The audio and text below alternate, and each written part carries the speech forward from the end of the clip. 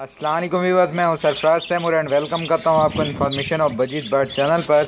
और साथ ही उम्मीद रखता हूं आप सब खैरियत से होंगे, फिट फाट होंगे और अच्छे अच्छे कामों में बिजी होंगे। दोस्तों, आज का जो मेरा टॉपिक है वो ज़ेब्रा फिंच का बेबी मेरे निकले हुए हैं। ज़ेब्रा फिंच की जो ब्रीडिंग प्रोग्रेस है वो मैंने आपके साथ शेयर की थी। तो इसका एक बच्चा वक्त से पहले ही हांडी से बाहर आ गया, तो मैंने क्यों ना आपके साथ ये वीडियो बनाकर शेयर किया जाए।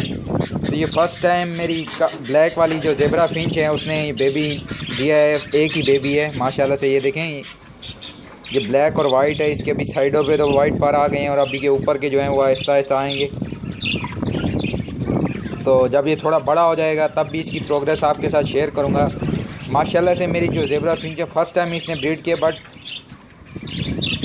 ना होने से अच्छा है। और दूसरा यानी कि आप अपनी ज़ेब्रा फिंच को सॉफ्ट फूड यूज़ कराएं काइंडली। जब उनके छोटे छोटे बच्चे निकलें, यानी कि उनके बच्चे जब तक हफ्ते के ना हो, आप उन्हें सॉफ्ट फूड डेली यूज़ कराते हैं, जिसमें डबल रोटी का स्लाइस यानी कि डबल रोटी और दूसरे नंबर पर उबले हुए चावल आप थोड़े से अपनी ज़ेब्रा फिंचों को दे दें। मेरे पास 2 पेयर है, मैं उन्हें 1 चम्मच दे देता हूँ, वो काफ़ी होते हैं इनके लिए।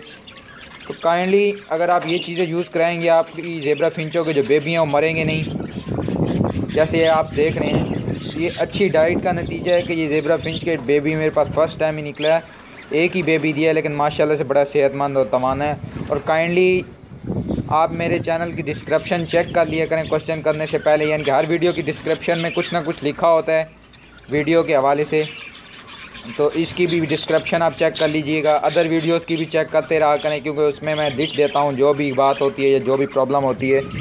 ओके फ्रेंड्स, मिलेंगे एक नई वीडियो में एक नए टॉपिक के साथ। अल्लाह निगहबान, फी मानिल्लाह।